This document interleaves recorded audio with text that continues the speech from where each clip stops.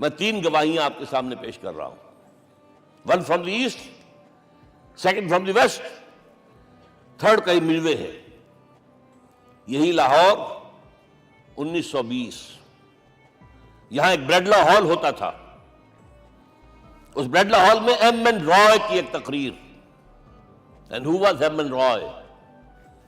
Personal friend of Lenin, member of the Communist International. He knew what revolution is. اور اس نے historical role of اسلام تقریر کی لاہور کے اندر 1920 میں، اور اس نے کہا تاریخ انسانی کا عظیم ترین انقلاب وہ تھا جو محمد نے برپا کیا صلی اللہ علیہ وسلم. میں تو اس کی ذہانت کی داد دیے بغیر نہیں رہا. اس نے کہا بعض مورخین یہ جو فتوحات کی ہیں صحابہ کرام نے، ان کو سمجھ بیٹھتے ہیں جیسے اٹیلا نے فتوحات کی ہیں یا چنگیز خان نے کی ہے یا کسی اور. کہاں وہ کہاں یہ، وہاں صرف تباہی آتی تھی. اور محمد صلی اللہ علیہ وسلم کے پیروکاروں نے جب دنیا فتح کی ہے، نئی تہذیب دی ہے، نیا تمدن دیا ہے، نیا نظام دیا ہے، روشنی دی ہے، علوم کو تازہ کیا ہے، علوم ایجاد کیے ہیں. یہ ہے وہ انقلاب جو محمد نے برپا کیا صلی اللہ علیہ وسلم. یہ کتاب آج بھی ہندوستان میں چھپتی ہے، بمبئی میں، دی ہسٹوریکل رول آف اسلام. اور میں سمجھتا ہوں کہ ہندو ہے، کمیونسٹ ہے اور گواہی دے رہا ہے. دوسرا، یہ تو چونکہ بڑی ریسنٹ پاسٹ کی بات ہے، ڈاکٹر مائیکل ہارٹ ایک کتاب لکھتا ہے دی 100، اور اس کا سب ٹائٹل کیا ہے؟ A selection and gradation of the 100 most influential personalities of the human race, human history. پوری انسانی نسل میں سے ان لوگوں کو چن لو جنہوں نے اس کی تاریخ کے دھارے کے رخ کو موڑا ہو. ادھر جا رہا تھا ادھر کر دیا، ادھر جا رہا تھا ادھر کر دیا. جن لوگوں نے بھی تاریخ کا دھارا موڑا، پہلے سلیکٹ کر لو، سلیکشن. 100 آدمی کا ہم آ گئے، اب گریڈیشن، ان میں سب سے زیادہ کس نے کیا؟ اور ٹاپ پر لایا محمد کو صلی اللہ علیہ وسلم. یہ کتاب تو اویلیبل ہے، پڑھیے. اور چونکہ عیسائی ہے اور حضرت عیسیٰ کو نمبر 3 پر لے گیا، غور کیجئے. نمبر 2 پر لایا نیوٹن کو، بابائے طبیعیات. اور پھر کہتا ہے naturally I O an explanation. میں عیسائی ہوتے ہوئے I'm placing Muhammad at top. How? This is because, یہ لفظ یاد کیجئے, this is because he is the only person supremely successful in both the religious and secular fields. ذہانت، وہ زندگی جو آج تقسیم کر دی گئی ہے، یہ مذہبی زندگی ہے، یہ سیکولر ہے، یہ ریاست ہے، قانون ہے، یہ ہے، اور اس کو علیحدہ رکھو بھائی، مذہب کو علیحدہ رکھو. وہ کہتے ہیں کہ یا تو مجھے ملتا ہے کہ وہ آدمی جو ادھر اونچا ہے تو دوسری طرف نیچا ہے، کچھ بھی نہیں. ادھر اونچا ہے تو ادھر کچھ نہیں. روحانیت میں، دین میں، اخلاق میں عیسیٰ سے اوپر کون جائے گا؟ لیکن حکومت میں، ریاست میں کوئی قدم ہی نہیں رکھا، زیرو. مذہب کتنا بڑا پیدا کر دیا گوتم بدھ نے، لیکن ریاست، حکومت زیرو. اور بڑے سے بڑے جو ہے شہنشاہ اور بڑے سے بڑے کانکرس، کوئی چلا آیا ہے. آپ سوچئے جو گریک آ رہا ہے، جو سکندر اعظم کہاں سے چل کر مقدونیہ سے کہاں پہنچ گیا؟ بیاس تک. اٹیلا کہاں سے پہنچ گیا؟ مشرق سے مغرب تک. لیکن مذہب و اخلاق کے اندر زیرو نہیں بلکہ مائنس ویلیو لانی پڑے گی. ایک ہی انسان ہے، آپ کم سے کم give credit to his honesty. ایک ہی انسان، دو ہے ہی نہیں. He is the only person supremely successful in both the religious and the secular fields. اب آئیے تیسری میں گواہی دے رہا ہوں ایک ایسے شخص کی جو ویسے شاتم رسول ہے، گالیاں دی ہیں اس نے، بدترین گالیاں دی ہیں، رقیق حملے کی، جیسے رشدی نے کیے ہیں، ایسے تسلیمہ نسرین نے کیے ہیں، سب اس طرح کے کیے ہیں. وہ ایچ جی ویلز ہے، فکشن سٹوری رائٹر، ہسٹورین بھی ہے. 2 کتابیں ہیں اس کی تاریخ پر، تاریخ انسانی عالم، short history of the world and concise history of the world. جو رقیق حملے کیے ہیں میں اس کا ذکر نہیں اس لیے کر دیا کہ معلوم ہے وہ دشمن ہے، دوست نہیں ہے۔ اگر کسی کا دوست ہوگا تو تعریف کرے گا، وہ دشمن ہے، میں اسٹیبلش کرنا چاہتا ہوں، ہی از انیمی۔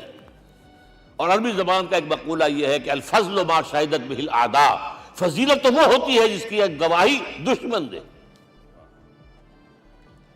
جب وہ آیا ہے concise history of the world میں چیپٹر آخری حضور کا، جو حضور کے چیپٹر میں جو آخری بات خطبہ حجۃ الوداع کو کوٹ کیا ہے، لا فضل لعربی علی عجمی ولا لعجمی علی عربی ولا لأحمر علی اسود ولا لأسود علی احمر الا بالتقوی۔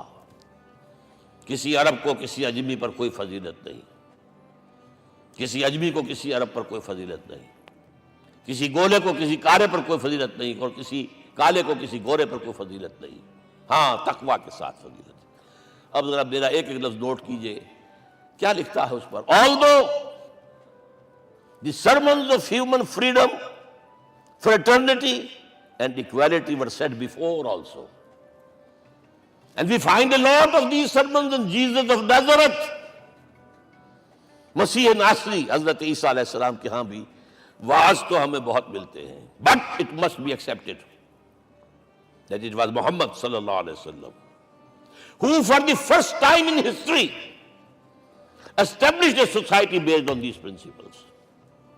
انسانی حریت، اخوت، مساوات، اس کے وعظ کہنے تو بہت آسان ہے، تقریریں کرنی تو بہت آسان ہے، لیکن ان ویلیوز کو باقاعدہ اسٹیبلش کرنا ایک سوسائٹی میں ماننا پڑتا ہے، یہ اسے دینا پڑا ہے کریڈٹ جو بھی ہے۔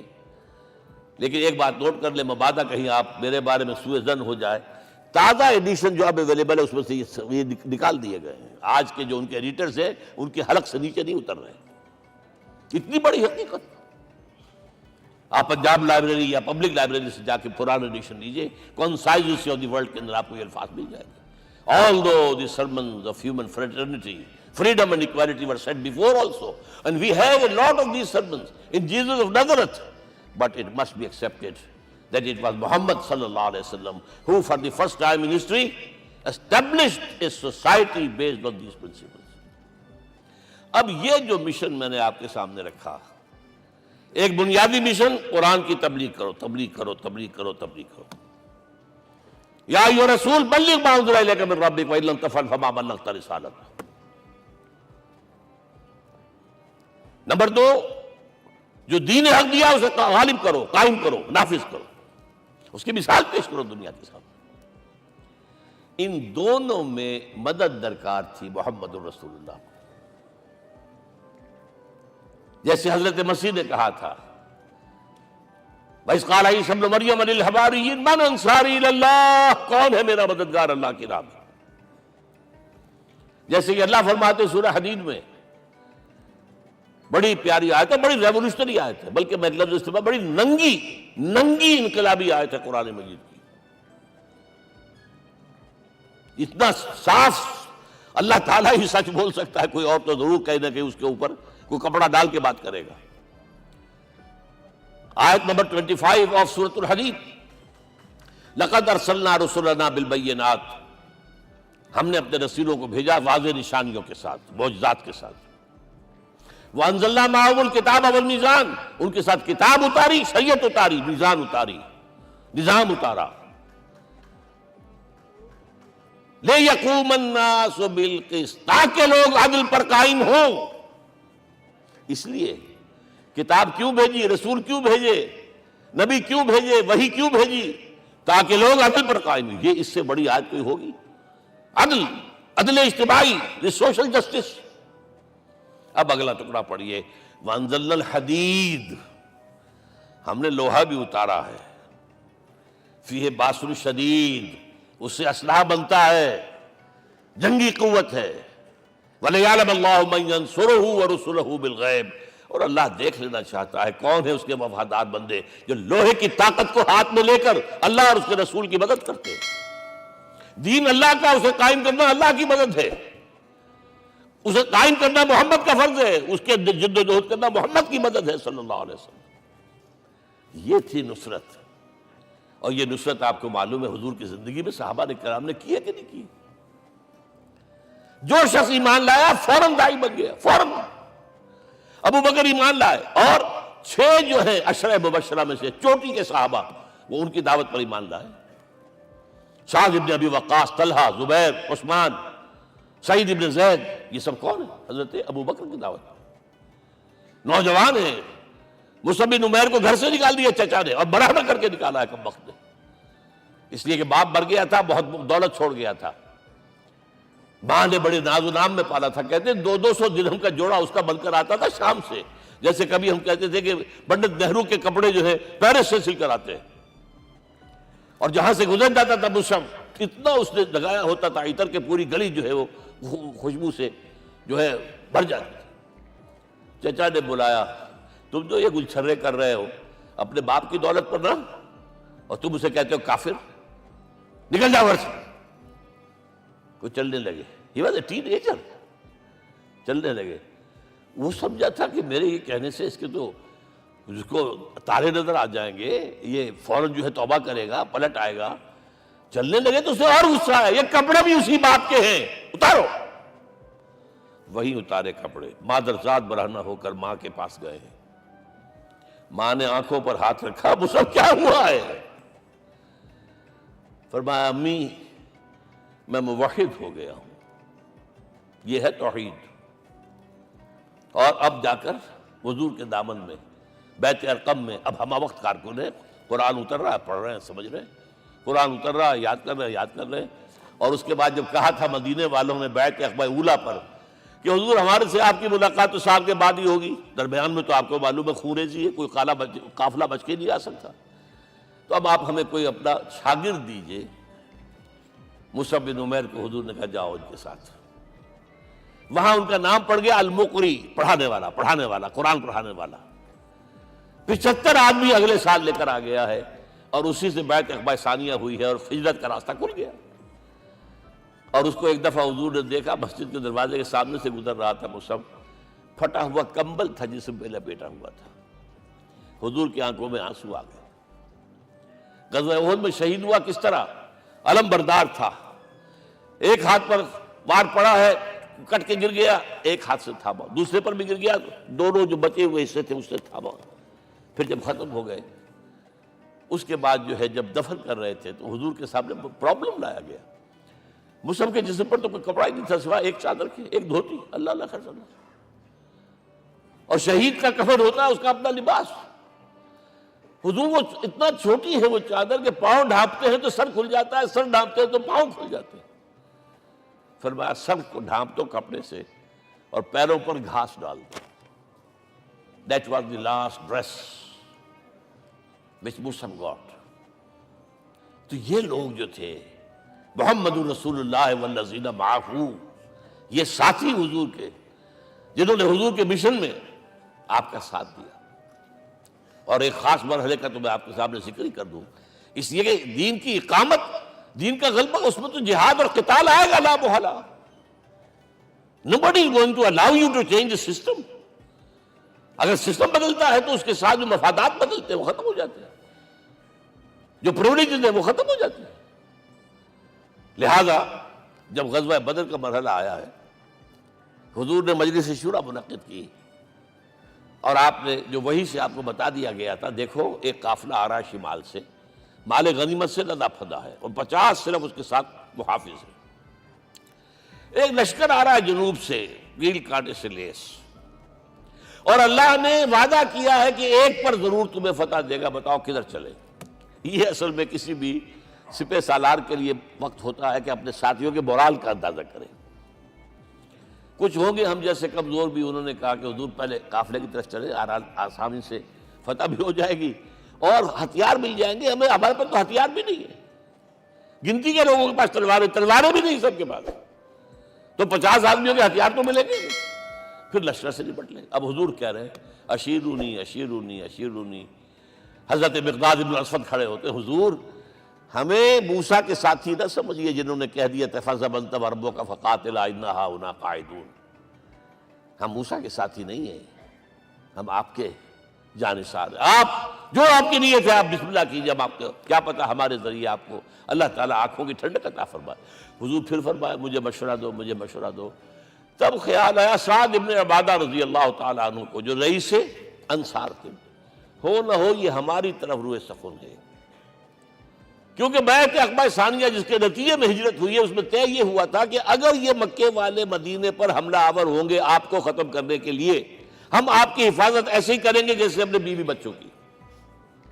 اور ابھی مدینے پر حملہ ہوا نہیں ہے، حضور پری ایمپٹ کر رہے ہیں، باہر نکل کر مقابلہ کرنا چاہ رہے ہیں، تو گویا کہ انصار کور نہیں ہوتے اس کے اندر، اس لیے بار بار اشیرونی، مجھے مشورہ دو۔ اب سعد بن عبادہ کھڑے ہوتے ہیں، کانک تعنینا یا رسول اللہ صلی اللہ علیہ وسلم، اے اللہ کے رسول شاید آپ کا روئے سخن ہماری جانب ہے، فإنا آمنا بک وصدقناک، ہم آپ پر ایمان لا چکے ہیں، ہم نے آپ کی تصدیق کی، اب ہمارے پاس چوائس کون سا ہے؟ اگر آپ آگے چلیں ہم پیچھے چلیں گے، اگر برق الغماد تک پہنچیں گے ہم اپنی اونٹنیوں کو دبلا کر دیں گے، یمن کا آخری شہر جو ہے برق الغماد، اور اگر آپ ساحل سمندر پر کھڑے ہو کر اپنی سواری سمندر میں ڈالیں گے ہم بھی ڈال دیں۔ بہرحال یہ مراحل ہیں کہ جن سے گزر کر حضور نے اللہ کے دین کو غالب کیا اور قائم کیا، اور اس ہر سطح پر، ہر مرحلے پر صحابہ کرام نے آپ کا ساتھ دیا، جہاں آپ کا پسینہ گرا وہاں انہوں نے اپنی خون کی ندیاں بہا دی۔ محمد رسول اللہ والذین معہ اشداء علی الکفار رحماء بینہم، یہ ہے در حقیقت عظمت محمد صلی اللہ علیہ وسلم۔ آج کے دور میں سمجھ لیجئے اچھی طرح، یہ دور جس کا کہ فاتح ہیں حضور، فاتح سے مطلب افتتاح کرنے والے، اس دور میں اجتماعی نظام کی اصل اہمیت ہے۔ اجتماعی نظام غلط ہے، ایکسپلائٹیٹو ہے، تقسیم دولت کا نظام غلط ہے۔ کیا ہوگا؟ ایک طرف دولت جمع ہوگی، ایکومولیشن آف ویلتھ، ایک طرف بھوک، افلاس، فاقہ ہوگا۔ شاہ ولی اللہ دہلوی کہتے ہیں کہ جس معاشرے میں تقسیم دولت کا نظام غلط ہو جائے، یہ دو دھاری تلوار ہے، دو دھاری، دونوں طرف کاٹتی ہے۔ ایک طرف دولت جمع ہوگی تو عیاشیاں ہوں گی، بدماشیاں ہوں گی، گلچرے ہوں گے، وہ بھی خراب، معاشرے کے لیے خراب، اور ایک طرف فقر ہوگا اور بھوک ہوگی اور فاقہ ہوگا، یہ بھی خراب۔ اس لیے کہ حضور فرماتے ہیں کاد الفقر ان یکون کفرا، فقر تو انسان کو کفر کی حد تک پہنچا دیتا ہے، لہذا فق کو کل نظام کو توڑنا ہوگا۔ یہ الفاظ ہے شاہ ولی اللہ دہلوی رحمۃ اللہ علیہ کی، جو 12ویں صدی ہجری کے مجدد ہیں۔ اس نظام کو بدلنا، اب آپ سوچئے حضور صلی اللہ علیہ وسلم نے جب اپنے اس مشن کی تکمیل کر لی، تو میں اب دو باتیں آپ کو بتا رہا ہوں۔ چونکہ حضور کی بعثت صرف عرب کے لیے نہیں تھی، صرف عربوں کے لیے نہیں تھی، صرف ملک عرب کے لیے نہیں تھی۔ اگر یہ ہوتا تو آپ کا کام مکمل ہو گیا تھا، پورے عرب میں اللہ کی حکومت قائم ہو گئی، ایک ایک شخص تک قرآن پہنچ گیا۔ لیکن 5 جگہ قرآن میں آیا ہے وَمَا أَرْسَلْنَاكَ إِلَّا كَافَّةً لِلنَّاسِ بَشِيرًا وَنَذِيرًا، ہم نے نہیں بھیجا آپ کو مگر تمام انسانوں کے لیے بشیر اور نذیر بنا کر۔ لہذا کام مکمل نہیں ہوا۔ اقبال کہتا ہے وقت فرصت ہے کہاں، کام ابھی باقی ہے، نور توحید کا اتمام ابھی باقی ہے۔ یہ بھی تکمیل رسالت کا مظہر ہے کہ حضور سے پہلے کوئی رسول پوری نوع انسانی کے لیے نہیں بھیجا گیا، آپ پہلے رسول ہیں اللہ کے اور آخری جو پوری نوع انسانی کے لیے بھیجے گئے۔